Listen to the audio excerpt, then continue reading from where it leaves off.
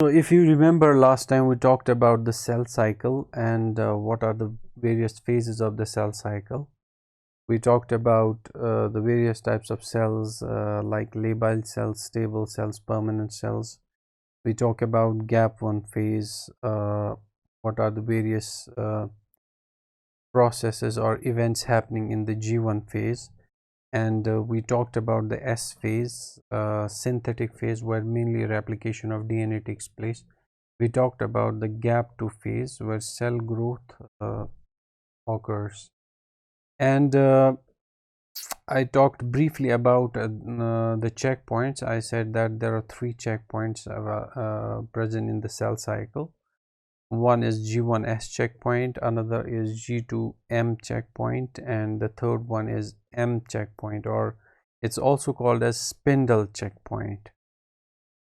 Okay, now let's start from there. And I told you about what is the approximate duration of these different phases of the cell cycle. Here, this concept is very important, which you have to understand here. कि हम एक chromosome को कैसे बोलेंगे, ये एक chromosome है, जब तक इसमें ये सेंट्रोमियर प्रेजेंट होगा तो we will say that this is a one chromosome. जैसे कि यहाँ पे ये है, यहाँ पे भी एक सेंट्रोमियर प्रेजेंट है, इसको सेंट्रोमियर बोलते हैं. सेंट्रोमियर तो ये भी एक ही क्रोमोसोम है, ठीक है. These are not two chromosomes. When they will separate from each other, तो इनके अलग अलग सेंट्रोमियर्स बनेंगे, तब इनको हम बोल सकते हैं this is one chromosome, this is another chromosome. Here these are two different chromosomes. So if we see, these are two unduplicated chromosomes. That means इनकी अभी duplication और replication अभी नहीं हुई है, duplication नहीं हुई है. So these are two chromosomes, and these two chromosomes are, if we consider them as homologous chromosomes, तो ये आपस में homologous मतलब क्या होता है? That means these chromosomes will have the same genes present in them, but the alleles will be different. वो क्या होता है? For example, अगर ये chromosome number 1 है, यहाँ पे hair color की जीन प्रेजेंट या आई कलर की जीन प्रेजेंट है, तो यहाँ पे भी आई कलर की जीन प्रेजेंट होगी. But if they are homologous chromosomes, तो यहाँ पे एलील डिफरेंट हो सकते हैं. यानी यहाँ पे फॉर एग्जांपल ब्राउन कलर होगा, यहाँ पे ब्लैक कलर होगा. उनको बोलते हैं different versions of alleles present होंगे on the homologous chromosomes, but genes same होंगी. यानी हेयर कलर की या आई कलर की जीन यहाँ पे भी प्रेजेंट होगी, यहाँ पे भी present. Now what sister chromatids? Sister chromatids होते हैं जब ये डुप्लीकेट हो जाएगा, इसकी रेप्लिकेशन हो जाएगी क्रोमोसोम की, तो व्हाट विल हैपन, ये जो इसका दूसरा सिस्टर क्रोमेटिड बन गया, सिस्टर क्रोमेटिड पे एग्जैक्टली वही जीन प्रेजेंट होगा जो इस वाले. फॉर एग्जांपल अगर यहाँ पे ब्लैक आई कलर की जीन प्रेजेंट है, तो भी ब्लैक आई कलर की. तो these are called as sister chromatids. और अगर ये दो अब देखेंगे अलग अलग से, these will be called as non-sister chromatids. Non-sister chromatids इन पे भी जीन सेम होगी, but there can be different alleles, different versions of the genes will be present, जो मैंने यहाँ पे बताया. तो यहाँ पे ये डुप्लीकेटेड है, टू डुप्लीकेटेड क्रोमोसोम्स. बट अगर हम देखेंगे यहाँ पे भी क्रोमोसोम नंबर 2 है, यानी 2 है यहाँ पे क्रोमोसोम, तो ये भी 2 ही क्रोमोसोम है क्योंकि सेंट्रोमियर एक ही है. So if you will see the karyotype of a cell under the microscope, तो वहाँ पे आपको देखना है कि अगर सेंट्रोमेयर एक ही है, तो वो क्रोमोसोम आपको उसको एक ही क्रोमोसोम कंसिडर करना है, ठीक. तो that was about sister chromatids. तो ये इसके सिस्टर क्रोमेटिड्स हो गए, और अगर इनको आपस में देखेंगे और नॉन सिस्टर क्रोमेटिड्स, और ये आपस में क्या है, homologous chromosome. Now the other representation will be like this. These are homologous chromosomes, as I said, ये होमोलोगस क्रोमोसोम्स हैं, और जब इनकी रेप्लिकेशन हो जाएगी तो ऐसे इसके सिस्टर क्रोमेटिड्स, और जो ये आपस में दो होंगे, these will be sister chromatids and these will be non sister chromatids, लेकिन ये होमोलोगस क्रोमोसोम्स दो होंगे अलग अलग। और जो मैंने बताया genes are same but alleles might be different, यानी अगर यहाँ पे हेयर कलर आई कलर की जीन प्रेजेंट होगी तो यहाँ पे ब्लैक आई कलर की, तो यहाँ पे ब्राउन आई कलर की प्रेजेंट होगी, लेकिन जीन वही प्रेजेंट होगी, यानी आई कलर की ही जीन प्रेजेंट होगी, दैट्स यानी जीन वही होगी, और एलील्स डिफरेंट मतलब होंगे। जैसे हमारा ब्लड ग्रुप है, there are various alleles of genes for the blood group, तो ब्लड ग्रुप की जीन फॉर एग्जांपल अगर यहाँ पे एक होगी प्रेजेंट तो यहाँ पे दूसरी प्रेजेंट हो सकती है। लाइकवाइज यही है इसका concept, and this is very important and it should be clear in your mind कि होमोलोगस क्रोमोसोम्स क्या होते हैं, and what are the sister chromatids and what are non-sister chromatids. This is the another representation, same जैसे मैंने बताया आपको कि homologs contain DNA that codes for the same genes but different versions of those genes, जैसे homologous regions code for the same gene, यानी ये gene भी for example अगर हम लेंगे ब्लड या आई कलर, ब्राउन आई कलर के लिए कोड करेगी, और ये जीन भी आई कलर के लिए ही कोड करेगी, but the colour can be different, that's why the representation, if you see the representation, यहाँ पे ब्लू कलर है तो यहाँ पे लाइट ब्लू कलर है, दैट मीन्स जीन्स, कहने का मतलब ये है कि जीन्स सेम होंगी लेकिन वो प्रोडक्ट यानी जो फिनोटाइप उसका होगा दैट कैन बी डिफरेंट। लेकिन ये जो सिस्टर क्रोमेटिड्स होंगे इन पे जो जीन्स प्रेजेंट होगी those will be same exact replica. Sister chromatids are exact replicas but homologous chromosomes are not, homologous chromosomes exact replicas नहीं होंगे लेकिन genes वही होंगी, alleles will be different। जो मैंने karyotype का बताया था आपको, तो अगर आप यहाँ पे देखोगे this is the karyotype, ये जो हम यूजुअली माइक्रोस्कोप में देखते हैं जब हम सेल को बर्स्ट करते हैं, तो ये हो these are the different chromosomes present in the cell, ठीक है। तो टोटल कितने होंगे, ये 23 पेयर्स होंगे, 23 पेयर्स, और टोटल कितने क्रोमोसोम्स होंगे, 46 क्रोमोसोम। अगर आप इनको गिनोगे this will be 23 pairs and 46 होंगे टोटल क्रोमोसोम। इनको हम डिफरेंट ग्रुप्स में भी रखते हैं during karyotyping, A B group, C group, and this is the D group, E group and F group, that इनको अलग अलग ग्रुप से नाम दिया जाता है।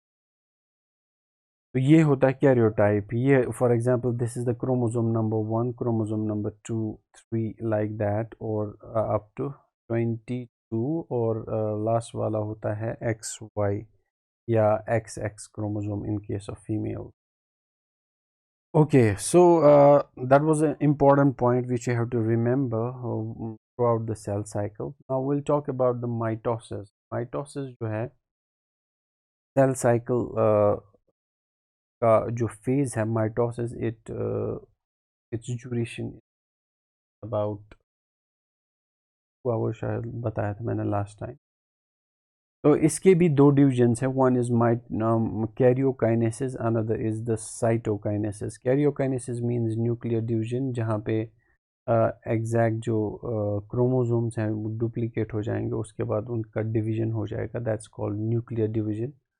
And the daughter chromosomes distributed to daughter nuclear. इसमें क्या होगा, जो क्रोमोसोम्स होंगे जब इनका पूरा डबल हो जाएंगे उसके बाद ये दो सेल्स में चले जाएंगे, और वैसे जो सेल्स होंगी those will be identical to each other. और cytokinesis as the name indicates is the cytoplasmic division results in two genetically identical daughter cells. Now what are the various phases of the mitosis? one is the prophase. The first one is the prophase. So what happens in the prophase? Prophase, अगर prophase में आप देखोगे तो chromatin जो है वो condense होने लगता है. So chromatin starts to condense and जो सेंट्रियोल्स होते हैं जहाँ से स्पिंडल्स ओरिजिनेट होते हैं, दो सेंट्रियोल्स सेंट्रोजोम्स, और इनके दो नाम्स हैं. These are also called as centrosomes और सेंट्रियोल्स भी इनको बोलते हैं. They separate, move to opposite ends of the nucleus, like you can see here. They are trying to move the opposite poles. The centrosome starts to form a network used to separate the two sister chromatids. ये कौन सा network बनाएगा? ये इन्हीं spindle fibers का network बनाएगा, जिनकी वजह से फिर जो chromosomes है वो separate हो जाते हैं. Used to separate the two sister chromatids called the mitotic spindle that's made of microtubules. और ये किस प्रोटीन के बने होते हैं? Those are made up of microtubules, and those microtubulin proteins have two, or you can say it's a dimer made up of alpha and beta tubulin. और जो prophase में होता है, न्यूक्लियोलस स्टार्ट्स टू डिसअपियर, और जो nuclear envelope है it starts to disintegrate. अगर आप यहाँ पे देखोगे तो ये न्यूक्लियर एनवलप है, इट स्टार्ट्स टू डिसइंटीग्रेट. इसमें बहुत सारे प्रोटीन्स होते हैं, लाइक लैमिन्स प्रोटीन एंड और बाकी एनवलप प्रोटीन्स होते हैं. तो वो उनकी फॉस्फोरिलेशन हो जाती है, उसके बाद वो डिसइंटीग्रेट हो जाते हैं. ओके, तो that happens in the prophase. Prophase में आप मेनली इतना ही देखोगे कि प्रोफेज में क्या होता है. जो क्रोमेटिन होता है इट स्टार्ट्स टू कंडेंस, और सेंट्रियोल्स सेपरेट हो जाते हैं, और ट्यूबुलिन जो माइक्रोट्यूब्यूल्स हैं उनकी फॉर्मेशन होने लगती है, और न्यूक्लियस डिसअपियर होता है, और न्यूक्लियर एनवलप जो है धीरे धीरे डिसइंटीग्रेट होने लगता है, यानी ख़त्म होने लगता है nucleus. Okay, the another phase will be prometaphase. like prometaphase में क्या होता है? इसमें यानी जो मेटाफेज से पहले स्टेज आती है उसको बोलते हैं प्रोमेटाफेज. तो इसमें अगर आप देखोगे how the cell looks like, तो जो क्रोमोसोम्स है those will be attached with the spindle, but the chromosomes will not be present at the center of the cell. that means जिसको हम सेल प्लेट फॉर्मेशन बोलते हैं, या जो metaphase plate भी इसको बोलते हैं, यानी जो क्रोमोसोम्स होते हैं वहाँ से वो सारे सेंटर पे अलाइन हो जाते हैं. यहाँ पे प्रो मेटाफेज में वैसा नहीं होगा. अभी ये those will not be in the centre. अगर आप देखोगे एक क्रोमोसोम एक जगह है, दूसरा क्रोमोसोम दूसरी जगह है, so they will not be present at the center of the cell at that time. So nuclear envelope fragments, इसमें जो प्रोमेटाफेज में है जो है न्यूक्लियर एनवलप कंप्लीटली ख़त्म हो जाता है. Chromosomes becomes more condensed. Chromosomes बहुत ज़्यादा कंडेंस हो जाते हैं. The kinetochore is formed at the centromere, the point where the sister chromatids.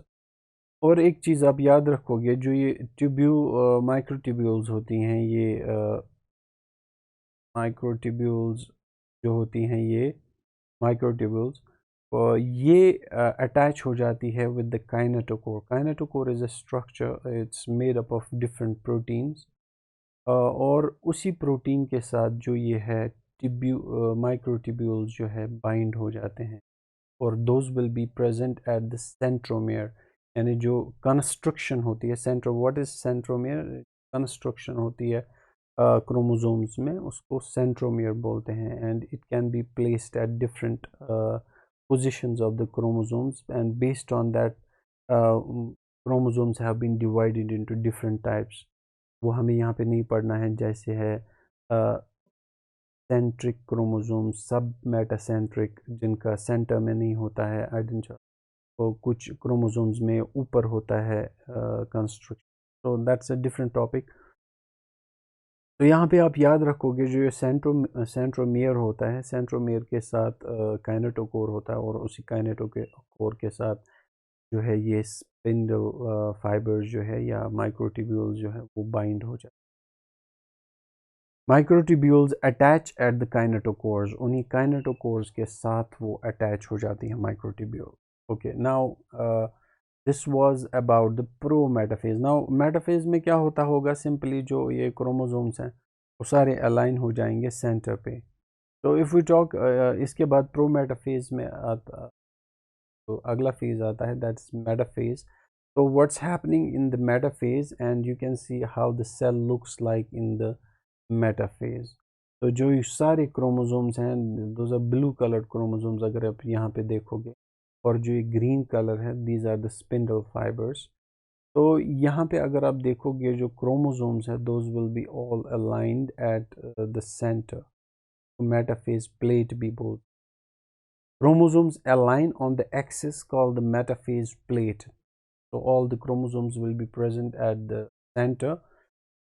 Note, the spindle consists of microtubules, one attached to each chromosome. अगर आप देखोगे ये spindles होती हैं, spindle होगी, हर कोई spindle जो है वो attach होगी with the chromosome, but there are other spindle fibers which are not attached with the chromosome. ठीक है। एंड जो there are different types of spindles जो यहाँ से बाहर निकलती है, this are called as astral microtubules, और इनको बोलते हैं पोलर माइक्रोट्यूब्यूल्स जो इनके साथ बाइंड हो जाते हैं क्रोमोसोम्स के साथ या काइनेटोकोर के साथ जो बाइंड हो जाती हैं, और those are called as polar microtubule. तो उन्हीं की वजह से जो है फिर ये इनकी डीपॉलीमराइजेशन हो जाती है। देयर आर अदर थ्योरीज कि मोटर प्रोटीन्स प्रेजेंट होते हैं जिसकी वजह से क्रोमोसोम वो फिर साइड में आ जाते हैं, एक तरह यानी एक सेंट्रियल की तरफ जाएंगे। और now you have to see here, यहाँ पे जो क्रोमोसोम्स हैं ये एक ही क्रोमोसोम है, but those are two sister chromatids. Sister chromatids यहाँ पे सेपरेट होंगे लेटर ऑन। जब ये सेपरेट होंगे, इसका भी अलग सेंट्रोमियर होगा, इसका भी अलग सेंट्रोमियर होगा, तब जाके ये अलग अलग क्रोमोसोम्स कहलाएंगे। Still they are attached at the one centre, you have to ख्याल रखना। So if you see here at the metaphase what's happening, all the chromosomes are aligned at the metaphase plate, and these are two sister chromatids जैसे मैंने बताया, और ये centrioles होंगे यहाँ पे present, microtubules will be attached with them.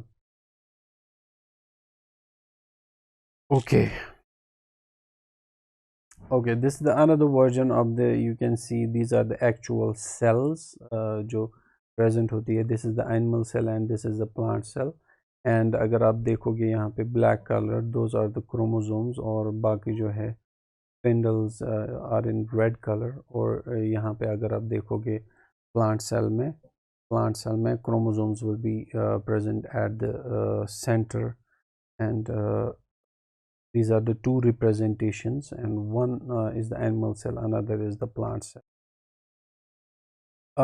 Metaphase के बाद आता है anaphase. Anaphase as the name indicates, anaphase में क्या हो जाता है, जो ये क्रोमोसोम्स अब सिस्टर क्रोमेटिड्स होते हैं, दोज विल स्प्लिट, तो स्प्लिट हो जाएंगे। और अगर आप अब देखोगे सेंट्रोमियर इनका अलग अलग बन जाएगा। So now you can see those are the different chromosomes.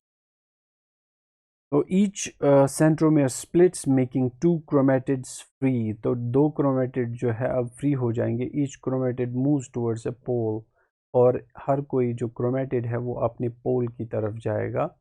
Cell begins to elongate, cell जो अब है उसके बाद इलोंगेट हो जाती है, caused by the microtubules not associated with the kinetochore। और ये इलोंगेट किसकी वजह से हो जाती हैं, इलोंगेट इन माइक्रोट्यूब्यूल्स की वजह से हो जाती हैं जो क्रोमोसोम्स के साथ अटैच नहीं होती हैं। अगर आप देखोगे कुछ माइक्रोट्यूब्यूल्स जो हैं those are attached with chromosomes, and there are other microtubules which are not attached with the chromosomes, they are attached with each other. तो जो ये आपस में ये जो माइक्रोट्यूब्यूल्स होती हैं जो क्रोमोसोम्स के साथ अटैच नहीं होती हैं, इन्हीं की वजह से जो सेल है वो इलोंगेट हो जाती है और इनमें जो है डीपॉलीमराइजेशन हो जाती है और उसकी वजह से और there are motor proteins present on there are two types of motor proteins. One is called as kinesin, another is called dynein, जिनकी वजह से मोटर प्रोटीन्स क्या बोलते हैं, as the name indicates motor, they literally walk on the chromosomes, या ये जो chromosomes को पकड़ के अपनी तरफ ले जाते हैं, दूसरे एंड की तरफ ले जाते हैं. The other theory is polymerization and depolymerization of these microtubules occurs और उसकी वजह से जो है क्रोमोसोम्स हैं अपने एंड की तरफ जाते हैं, अपने पोल्स की तरफ चले जाते हैं. ओके, सो अगर आप देखोगे यहाँ पे जो अब क्रोमोसोम्स हैं वो सेपरेट होने लगते हैं एनाफेज में, तो दोज आर सेपरेटेड, जो क्रोमेटिड्स है वो अब सेपरेट होने लगते हैं. This is the another representation daughter. Now these are the daughter chromosomes और ये separate होते हैं in the anaphase. इसके बाद this is the representation of the animal cell and this is the representation of the plant cell. अगर आप देखोगे animal cell में यहाँ पे ये separate होने लगते हैं chromosomes, तो यहाँ पे भी separate. So यहाँ पे आप anaphase में याद रखोगे तो हमने 3 phases अभी तक पढ़े. प्रोफेज में आप याद रखोगे, प्रोफेज में जो क्रोमेटिन है वो इट स्टार्ट्स टू कंडेंस और न्यूक्लियर एनवलप डिसइंटीग्रेट्स वहाँ पे हो जाते हैं और सेंट्रियोल्स अपार्ट हो जाते हैं और स्पिंडल फॉर्मेशन हो जाती है. और मेटाफेज में क्या हो जाता है, जो क्रोमोसोम्स है वो अलाइन हो जाते हैं एट द मेटाफेज प्लेट. उसके बाद आता है एनाफेज. एनाफेज में सिस्टर क्रोमेटिड सेपरेट हो जाते हैं. अगर हम ब्रॉडली इन ब्रॉड टर्म्स की बात करें, यहाँ पे सिस्टर क्रोमेटिड्स सेपरेट हो जाते हैं आप. Okay, now in telophase, telophase में क्या हो जाता है, फॉर्मेशन ऑफ, हाँ हाँ, जो काइनेसिन and dynein Motors, sorry, proteins होते हैं उनको मोटर प्रोटीन्स बोलते हैं. मोटर प्रोटीन्स वो प्रोटीन्स होते हैं जिनको इट हैज़ बीन सेड कि ये लाइक, अगर आप इनकी एनिमेशंस कुछ देखना, आप इनकी अवेलेबल होगी ऑन द इंटरनेट, तो ये जो प्रोटीन्स होते हैं they literally they are attached with the chromosomes and can see some animation. They literally they have to, या आप बोलोगे इनके डाइमर्स होते हैं, या they literally walk on the chromosome और उसके साथ अटैच होता है क्रोमोसोम और उसके बाद वो उसको पोल की तरफ ले जाते हैं. These are proteins and they get attached, इनको मोटर प्रोटीन्स बोलते हैं. There are various types of motor proteins present in the cell, जिसकी वजह से फॉर एग्जांपल जो वेसिकल्स होते हैं बहुत सारे प्रोटीन्स में, वो भी उन्हीं की वजह से, जैसे कोई वेसिकल बन गया, उसको में प्रोटीन है, कार्गो प्रेजेंट है, कार्गो को आपको सेल के बाहर ले जाना है, तो that cargo is also transported outside the cell with the help of those motor protein. Motor का मतलब ही होता है जो जिसकी कोई मोशन होगी, तो that's why they are called as motor protein. तो उनका काम ही यही होता है, जो कार्गो होता है या कोई भी जो प्रोटीन होगा वेसिकल में प्रेजेंट होगा, उनको वो डिफरेंट लोकेशंस में जहाँ पे भी उसको पहुँचाना होगा, उन मोटर प्रोटीन्स की वजह से वो पहुँच जाता है. विल टॉक अबाउट, यहाँ पे हमें ज़्यादा इसके बारे में नहीं पढ़ना है, लेकिन will talk about them in detail later on. Okay, तो जो टेलोफेज है, अब टेलोफेज में क्या होता है, telophase formation of nuclear membrane and nucleolus will take place. So nuclear membrane will start to reappear again in telophase, and short and thick chromosomes begin to elongate to form long and thin chromatin. देखो, जब telophase आता है तो वहाँ पहले हमने देखा जो क्रोमोसोम्स होते हैं वो कंडेंस होने स्टार्ट होते हैं, तो जब टेलोफेज होता है ये फिर से यानी वापस से इलोंगेट होते हैं क्रोमोसोम्स और इन क्रोमेटिन फाइबर्स में तब्दील हो जाते हैं और यहाँ पे ये फिर से एक नेटवर्क जैसा बन जाता है और formation of cleavage furrow a shallow groove in the cell near the old metaphase plate। तो जब एनिमल सेल की बात करते हैं तो एनिमल सेल में क्या हो जाता है, एनिमल सेल में क्लेवेज फरो बन जाता है। क्लेवेज फरो जो होता है ये किन चीज़ों का बना होता है? क्लेवेज फरो वहाँ पे एक्टिन प्रोटीन्स प्रेजेंट होते हैं, एक्टिन प्रोटीन और उन एक्टिन की वजह से जो सेल है that fits in shallow groove in the cell near the old metaphase plate. जो मेटाफेज प्लेट होता है वहीं पे ये क्लीवेज फरो है वो बन जाता है और उसके बाद जो सेल है उसका cytokinesis division of the cytoplasm will take place और जो सेल्स हैं those will be separated apart. तो you will that will result in the formation of two daughter cells। तो अगर आप यहाँ पे देखोगे टेलोफेज एंड साइटोकाइनेसिस तो यहाँ पे क्लेवेज फरो बन जाता है और जो क्रोमोसोम्स हैं वो अलग अलग हो जाते हैं, they will be separated apart और उसके बाद ये जो सेल फाइनली जो है स्प्लिट हो जाएगी इन सेल्स। तो मेनली आपको याद रखना है जो टेलोफेज में होता है न्यूक्लियर एनवलप फॉर्म्स और क्रोमोसोम्स जो है अनफोल्ड बैक इनटू क्रोमेटिन। जो क्रोमोसोम्स होते हैं they unfold back into chromatin and जो न्यूक्लियोलस है वो रीअपेयर हो जाता है and cell continues to elongate. अगर आप देखोगे यहाँ पे सेल elongate होगी and that elongation will occur because of those microtubules those are not attached with the chromosome। वो आपस में एक दूसरे को those microtubules will push against each other और उसी की वजह से जो सेल है वो elongate हो जाती है। Okay, now what you have to remember here, in case of plant animal cell this cleavage furrow forms and in case of mammalian cells और ये कंट्रैक्टाइल रिंग बनाता है वहाँ पे made up of actin filaments, एक ring जैसा बन जाता है with the help of actin filaments और उसी की वजह से जो ये सेल है ब्रेक हो जाती है इनटू टू सेल्स।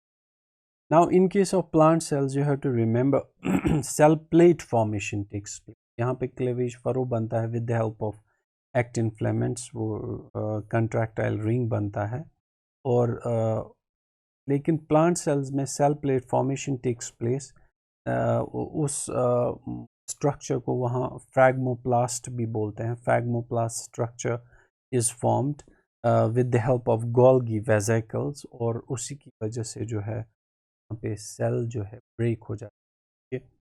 वहाँ पे ये एक्टिन प्रोटीन या प्रेजेंट नहीं होते हैं, उस वहाँ पे फ्रैगमोप्लास्ट बनता है, फ्रैगमोप्लास्ट स्ट्रक्चर बनता है गोल्गी वेसिकल्स से और उसी की वजह जो है सेल जो है ब्रेक हो जाती है in case of plant cell.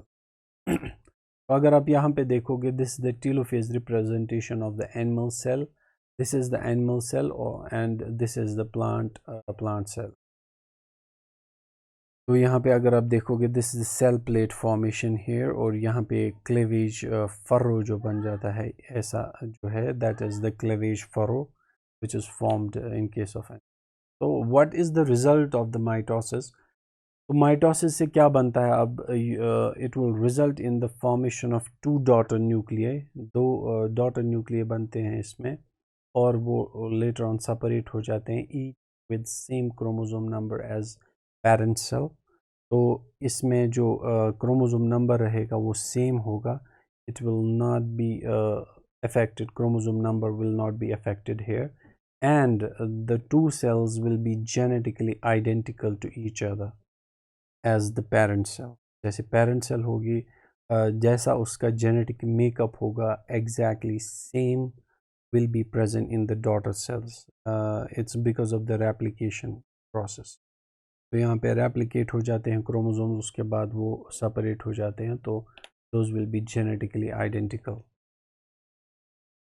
Okay और एक चीज़ आप यहाँ पे याद रखोगे कि what is the chromosome number या जिसको हम प्लॉइडी कहते हैं. प्लॉइडी क्या रहती है in different stages of the cell cycle.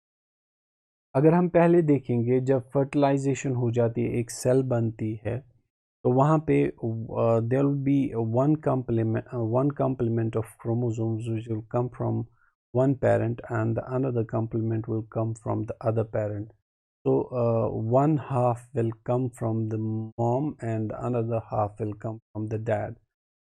So if we see तो complement क्या होगा उस time, it will be 1n like 23 chromosomes, not pairs. So 1n means 23 chromosomes will come from mom and 23 chromosomes will come from dad.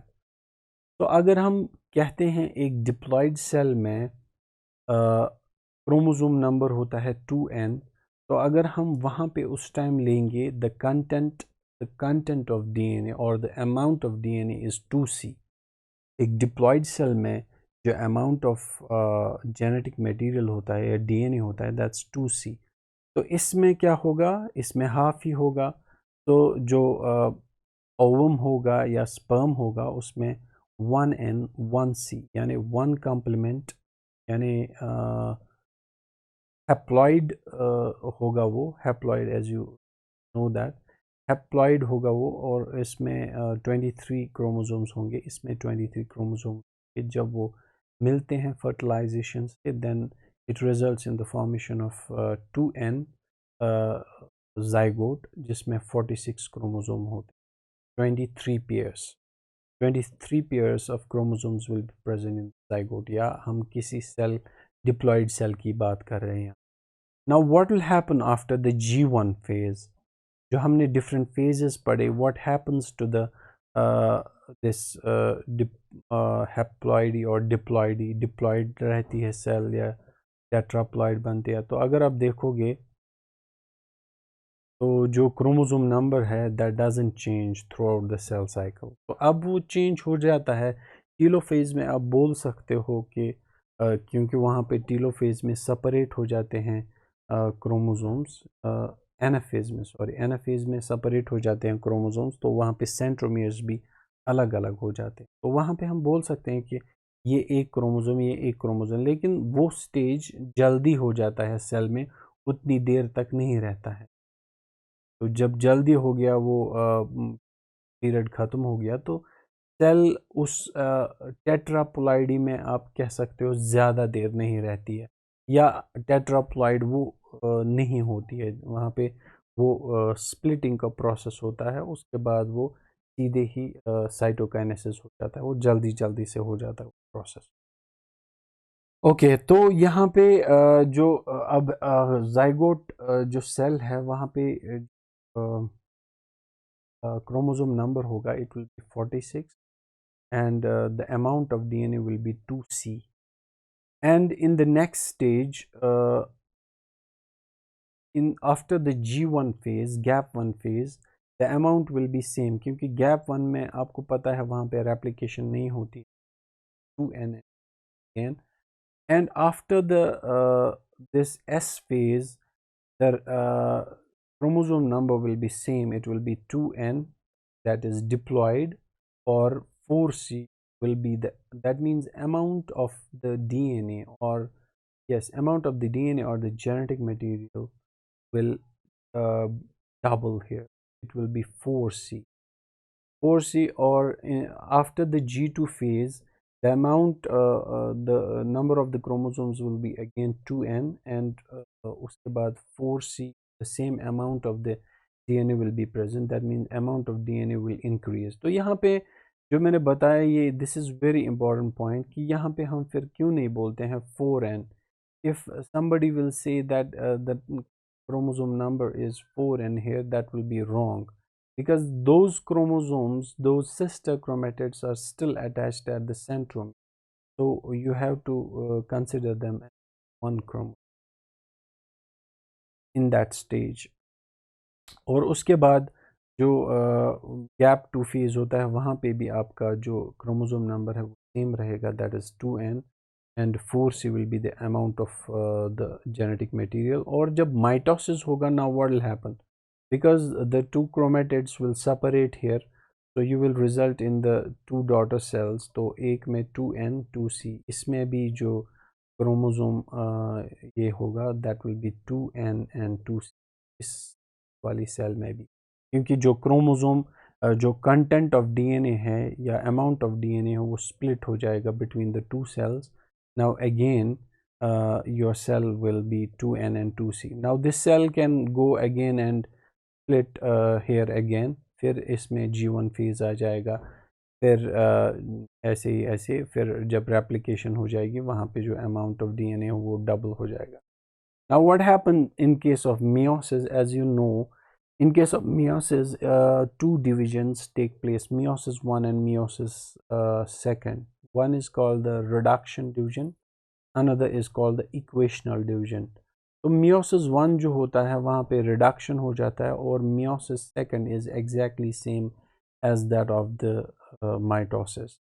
तो यहाँ पे अगर आप देखोगे जो सेल होगी that will be 1n 2c, यानी जो sperm सेल होगी या ओवम जो होगी उसमें क्या होगा, अमाउंट ऑफ डीएनए क्या होगा, 1n 2c, यानी amount of DNA will be 2c, और जो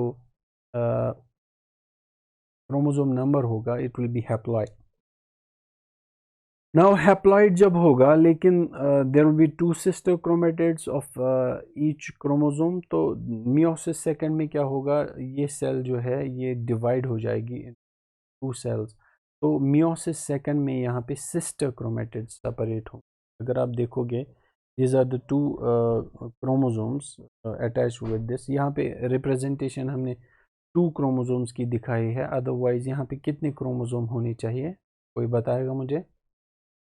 okay, so I am saying this will be the जो ये फॉर एग्जांपल ओवम हो गया, स्पर्म होगा, इसमें जो क्रोमोसोम नंबर है इट विल बी 1n, और जो content of DNA it will, तो 1n का मतलब है यहाँ पे 23 पेयर्स. तो यहाँ पे कितने क्रोमोसोम, सॉरी 23 क्रोमोसोम्स, तो यहाँ पे कितने क्रोमोसोम्स होने चाहिए थे, 23. हाँ, इसमें भी 23. मैंने आंसर भी यहीं से बताया और कोई जवाब नहीं दे रहा है. ओके, तो यहाँ पे 23 होनी चाहिए. तो ऐसे ही होंगे, यानी those will be having sister chromatids as well. तो वही सिस्टर क्रोमेटिड्स मियोसिस सेकंड में फिर सेपरेट होते हैं. We have to talk about this meiosis, ये सिलेबस में है, तो will talk about this later on. वहाँ पे हम सारी स्टेजेस इसकी पढ़ेंगे, लेकिन यहाँ पे हम कंटेंट की बात कर रहे हैं और जो क्रोमोसोम नंबर है उसका क्या होता है. तो यहाँ पे 1n रहेगा और 2c रहेगा. 2c अमाउंट क्यों होगा, बिकॉज जो मियोसिस 1 के बाद है अभी सिस्टर क्रोमेटिड्स आपस में अटैच ही मियोसिस 1 के बाद, और जब मियोसिस सेकंड हो जाएगा वहाँ पे सिस्टर क्रोमेटिड्स अपार्ट हो जाते हैं. यहाँ पे सिस्टर क्रोमेटिड्स अपार्ट होंगे तो अमाउंट ऑफ यानी जो क्रोमोसोम नंबर है वो सेम रहेगा 1n, और जो कंटेंट है डीएनए का कंटेंट जो है वो हाफ हो जाएगा 1c. तो यहाँ पे 2 सेल्स बन गई, यहाँ पे 2 सेल्स, 4 सेल्स बन गई. फिर यही 1c एक ओवम का मिलता है और स्पर्म का मिलता है, और वो बनाता है 2n और 2c. जैसे यहाँ पे आपने देखा 1n और 1c एक सेल का, और 2n और 2c एक सेल का मिल गया और उसने बनाया जाइगोट. यानी सिंपली आपको याद रखना है, जो हमारी बॉडी में सेल्स होती हैं उनमें जो क्रोमोसोम नंबर होता है इट्स 2n. 2n मतलब होता है या डिप्लॉयड होती है. 2n mean diploid cell, that means 46. 1n अगर हम बोलेंगे तो एक सेट क्रोमोसोम प्रेजेंट, 1n का मतलब है 23 क्रोमोसोम, नॉट 23 पेयर्स। जब आप 23 पेयर्स बोलोगे that means 46 chromosome. You have to say 23 chromosome. Case of sperm या जो ओवम होगा उसमें 23 क्रोमोसोम्स ना कि 23 पेयर्स होंगे। जो लेकिन हमारी somatic cells of the all the somatic cells of the body have 2n chromosomes, that means diploid number होगा, that's called diploid number। और जो पेयर्स कितने होंगे 23 पेयर्स और क्रोमोसोम्स होंगे 46। I think this should be clear to everyone now. और वही जो होता है, जो अमाउंट ऑफ डीएनए होता है वो चेंज कहाँ पे होता है, सिर्फ आपको याद रखना है जो सिंथेसिस फेज होता है वहाँ पे अमाउंट ऑफ डीएनए डबल हो जाता है लेकिन क्रोमोसोम नंबर सेम रहता है। वो क्यों सेम रहता है वो मैंने बताया आपको, क्योंकि वहाँ पे जो क्रोमोसोम्स होते हैं, ये जो सिस्टर क्रोमेटिड्स होते हैं, they are still attached with each other with one centromere. One centromere की वजह से वो आपस में जुड़े हुए होते हैं, तो we are saying still that is a one chromosome. तो 2n जो डिप्लॉयड का नंबर है 2n that doesn't change throughout the mitosis, लेकिन 2n नंबर जो है वो चेंज हो जाता है इन मियोसिस, क्योंकि वहाँ पे हैप्लॉइड जो है गमीट्स बनते हैं हमारे, जिनमें 1n और 1c amount of 1n will be the chromosome number और जो amount of DNA है that will be 1c। Meiosis 1 में क्या होगा, अगर आप देखोगे मियोसिस 1, ये हमें डिटेल में पढ़ना है, वहाँ पे मैं ये डायग्राम फिर से इंक्लूड करूँगा। मियोसिस 1 में क्या होगा, पहले इक्वेशनल डिवीजन होता है, ठीक है। आपके जो क्रोमोसोम्स हैं those will be having sister chromatids, है ना। जो क्रोमोसोम्स है फॉर एग्जांपल उनकी रेप्लिकेशन हो गई, now they have sister chromatids है उनके। वहाँ पे क्या हो जाता है मियोसिस में, पहले होमोलोगस क्रोमोसोम्स जो है वो पेयर हो जाएंगे। क्या हो जाएंगे, pair. Homologous chromosomes will pair with each other, उसके बाद वो होमोलोगस क्रोमोसोम्स सेपरेट हो जाते। यहाँ पे वो पेयरिंग नहीं हो जाती, यहाँ होमोलोगस क्रोमोसोम्स पेयर नहीं होंगे। माइटोसिस में आपको याद रखना है homologous chromosomes will not pair in mitosis, लेकिन मियोसिस में homologous chromosomes वो आपस में पेयर हो जाएंगे। उसके बाद वहाँ पे जो है एक्सचेंज ऑफ सेगमेंट्स भी होता है, वो हम लेटर ऑन पढ़ेंगे, लेकिन यहाँ बात करेंगे 2n। मतलब क्या है, यानी जब अब ये जो सेल है आफ्टर मियोसिस 1, इसमें अमाउंट ऑफ डीएनए सेम ही होगा, लेकिन जो ये यानी जो क्रोमोसोम्स है या क्रोमेटिड्स जो हैं those will be attached with. तो जब वो अटैच होंगे आपस में एक दूसरे के साथ, तो content of DNA will decrease. देखो कैसे, फॉर एग्जांपल अगर यहाँ पे मेरे पास 46 क्रोमोसोम से मेरे पास यहाँ पे 46 क्रोमोसोम्स थे, 46। नाउ अब ये आपस में पेयर हो गए, जैसे ये एक क्रोमोसोम आपस में पेयर हो गए मियोसिस में, तो ये होमोलोगस क्रोमोसोम है सपोज। नाउ ये अगर मैं इनकी दोनों क्रोमेटिड्स बनाऊंगा, ये एक इसकी क्रोमेटिड है, तो अब ये still this is a homologous chromosome, ठीक है। तो होमोलोगस क्रोमोसोम है, तो ये सेपरेट हो जाएगा। ये होमोलोगस का पहले मैंने इसीलिए मैंने बताया कि these terms are very important, you have to keep them clear in your mind. तो जो होमोलोगस क्रोमोसोम है वो एक सेपरेट हो जाएगा एक सेल में, एक सेपरेट हो जाएगा एक सेल में। उसका क्या मतलब है, ये यहाँ पे सीखने वाली बात है। जैसे let me go to one backs, एक स्लाइड में वापस जाता हूँ, यहाँ पे मैं देखो जैसे ये है this is a homologous pair यहाँ पे, ठीक है, होमोलोगस पेयर ऑफ क्रोम। तो लेकिन ये आपस में है, इनके है chromatids, this is these are sister, ये आपस में होमोलोगस क्रोम। नाउ जब मियोसिस होगा ये ऐसे ही पेयर हो जाएंगे क्रोमोसोम, 23 पेयर्स एक दूसरे के साथ रहेंगे। हर कोई जो क्रोमोसोम है होमोलोगस क्रोमोसोम वो एक दूसरे के साथ पेयर होगा। व्हाट विल हैपन, ये एक क्रोमोसोम एक सेल में चला जाएगा, ये एक क्रोमोसोम एक सेल में चला, ठीक है। तो अगर आप देखोगे इसका जो जेनेटिक मटेरियल है वो कितना होगा यहाँ पे वन। एक तो देखो जब एक क्रोमोसोम एक सेल में चला गया, दूसरा क्रोमोसोम दूसरी सेल में चला जाएगा, अब क्रोमोसोम नंबर डिक्रीज हो जाएगा ना, तो क्रोमोसोम नंबर यहाँ पे रहेगा 1n, लेकिन कंटेंट ऑफ डीएनए 2c कैसे रहेगा? 2c क्यों क्यों रहेगा? क्योंकि ये जो है ये दो क्रोमेटिड्स ऑलरेडी बन गए हैं, that means replication is already there.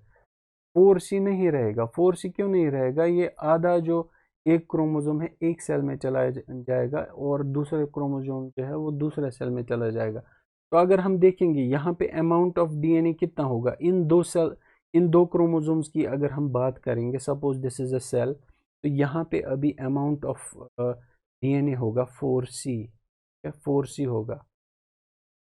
जब ये एक क्रोमोसोम एक सेल में चला जाएगा, ये एक क्रोमोसोम सेल में इसका कंटेंट कितना रहेगा 2c। 2c अब एक सेल में चला जाएगा, 2 एक सेल में चला, लेकिन यहाँ पे क्रोमोसोम नंबर रिड्यूस हो गया तो chromosome number will be 1n एक सेल में, और इसीलिए ये 1n और 2c बनेगा। लेटर ऑन जब ये अब दो सिस्टर क्रोमेटिड सेपरेट हो जाएंगे उस टाइम क्रोमोसोम नंबर सेम रहेगा। देखो क्यों? क्योंकि अब ये दो सिस्टर क्रोमेटिड सेपरेट हो रहे हैं और ये अब अलग से क्रोमोसोम बनेगा, ये अलग से क्रोमोसोम बनेगा। तो इसी वजह से जो मियोसिस सेकंड होता है उसको यानी वो exactly same as that of the mitosis होता है। पहले में होमोलोगस क्रोमोसोम सेपरेट होंगे, दूसरे में सिस्टर क्रोमेटिड सेपरेट होंगे। अब वहाँ पे जो क्रोमोसोम नंबर है वो यही रहेगा, that means chromosome number will be 1n, और अब ये जो कंटेंट ऑफ डीएनए है फिर से रिड्यूस हो जाएगा, तो content of DNA will B 1c। तो आपने simple, I will repeat it, very important. देखो अब मियोसिस की बात जब हो रही है, मियोसिस में क्या होगा, सपोज दिस आप कंसिडर कर लो दिस इज अ सेल ये एक पूरी सेल है, तो मियोसिस होना है। नाउ ये होमोलोगस क्रोमोसोम्स आपस में पेयर हो गए। नाउ फर्स्ट मियोसिस में क्या होगा, फर्स्ट मियोसिस में एक होमोलोगस क्रोमोसोम एक सेल में चला जाएगा, दूसरा क्रोमोसोम दूसरी सेल। सपोज यहाँ पे जो नंबर है अभी इट इज़ 2n और 4c है। नाउ व्हाट विल हैपन, जब ये क्रोमोसोम एक सेल में चला जाएगा और ये क्रोमोसोम एक सेल में चला जाएगा, तो content of amount of chromosome क्या रहेगा, इट विल बी 1n, और जो कंटेंट ऑफ डीएनए है इट विल बी 2c, क्योंकि अब ये हाफ हो गया 4c से, ये कम हो गया तो इट विल बी 2c। तो same will be for the other cell. अब उसके बाद इसकी दोबारा से डिवीजन हो जाएगी, सॉरी, अब दोबारा से इसकी डिवीजन हो जाएगी, तो ये जो सिस्टर क्रोमेटिड है अलग हो जाएगा, ये सिस्टर क्रोमेटिड अलग हो जाएगा, लेकिन क्रोमोसोम नंबर वहाँ पे सेम रहेगा क्योंकि ये टेलोमेयर से अटैच थे। तो क्रोमोसोम नंबर इसमें अलग रहेगा, दूसरी सेल में अलग रहेगा। So it will be 1n and 1c जो वहाँ पे लिखा था। अब come to that slide now, I'll repeat that again during meiosis, but ये थोड़ा बहुत डिफ़िकल्ट है, बट यही चीज़ें यूजुअली बच्चों को समझ में नहीं आती है एग्जैक्टली व्हाट्स हैपनिंग देयर। ठीक है, तो यहाँ पे पहले 4c अमाउंट था तो 1 and 2c बन गया। उसके बाद जब सिस्टर क्रोमेटिड्स यहाँ पे सेपरेट हो जाएंगे it will B 1 and 1c।